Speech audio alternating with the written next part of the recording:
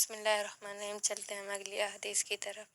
امید کرتے ہو آپ سب انشاءاللہ ضرور عمل کرنے کی کوشش کرو گے انشاءاللہ۔ بسم اللہ الرحمن الرحیم۔ اللہم صلی علی محمد وعلی آل محمد کما صلیت علی ابراہیم وعلی آل ابراہیم انک حمید مجید۔ اللہم بارک علی محمد وعلی آل محمد کما بارکت علی ابراہیم وعلی آل ابراہیم انک حمید مجید۔ حضرت ابو سعید خدری سے روایت ہے کہ نبی کریم صلی اللہ علیہ وسلم ایک دن نماز کے لیے گھر سے مسجد تشریف لائے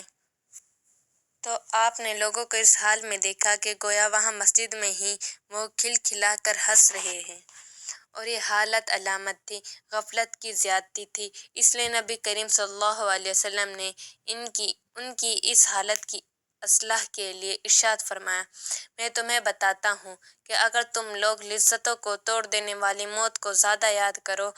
تو وہ تمہیں اس غفلت میں مبتلا نہ ہونے دے، لہٰذا موت کو زیادہ سے زیادہ یاد کرو۔ جہاں تک ہو سکے موت کو یاد کرو کہ ہمیں مرنا ہے، کیا پتہ ہم اگلا سانس لے بھی پایا نہیں، کیا پتہ ہم اگلا قدم اٹھا بھی پایا نہیں، اس لیے موت کو زیادہ یاد کرو۔ اس کے بعد نبی کریم صلی اللہ علیہ وسلم نے فرمایا، حقیقت یہ ہے کہ قبر یعنی زمین کا وہ حصہ جس کو مرنے کے بعد آدمی کا آخری ٹھکانہ بننا ہے، ہر روز پکارتی ہے، ہر روز زمین ہمیں پکارتی ہے۔ ظاہر یہ ہے کہ زبان کال سے پکارتی ہے، اور اس کی پکار کو وہی سن سکتے ہیں جن کو صرف اللہ تعالیٰ سنانا چاہیں، اور یہ مطلب بھی ہو سکتا ہے کہ ہر روز قبر زبان حال سے پکارتی ہے کہ میں مسافرت اور تنہائی کا گھر ہوں، میں مٹی اور کیڑوں کا گھر ہوں، اور قبر کی زبان حال کہ اس پکار کو تو ہر بندہ ہر وقت سن سکتا ہے جس کو اللہ تعالیٰ نے زبان حال کی باتیں سننے والے کان عطا فرمائے ہوں۔ اس کے بعد نبی کریم صلی اللہ علیہ وسلم نے اس کی تفصیل مزید بیان فرمائی ہے کہ مرنے کے بعد جب بندہ کا واسطہ اس زمین سے پڑتا ہے، وہ اس زمین میں دفن کر دیا جاتا ہے،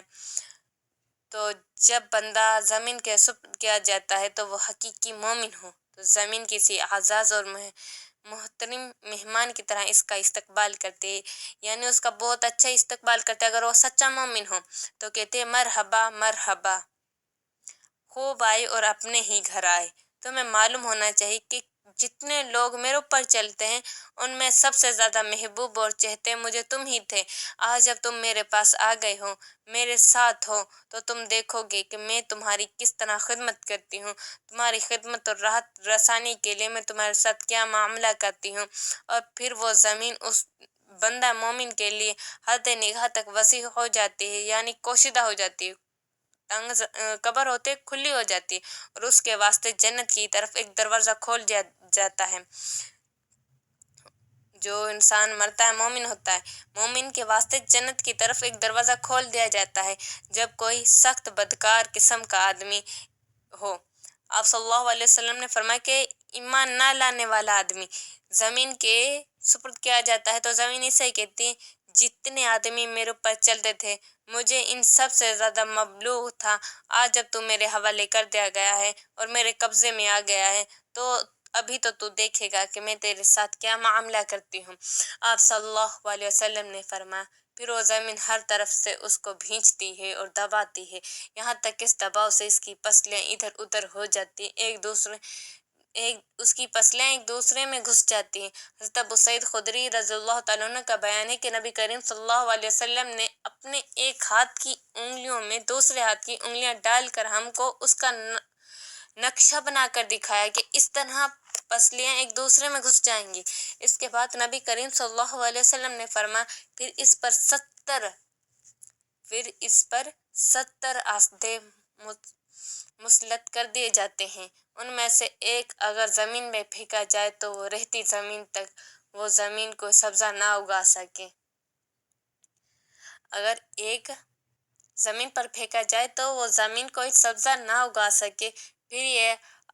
سے اسے برابر کاٹتے نوچتے رہیں گے، یہاں تک کہ قیامت اور حشر کے بعد وہ حساب کے مقام تک پہنچا دیا جائے گا۔ حضرت ابو سعید خدری رضی اللہ تعالیٰ عنہ بیان کرتے ہیں کہ نبی کریم صلی اللہ علیہ وسلم نے فرمایا، اس کے سوا کچھ نہیں کہ قبر یا تو جنت کے باغیچوں میں سے ایک باغ ہے یا دوزخ کے خندقوں میں سے ایک خندق۔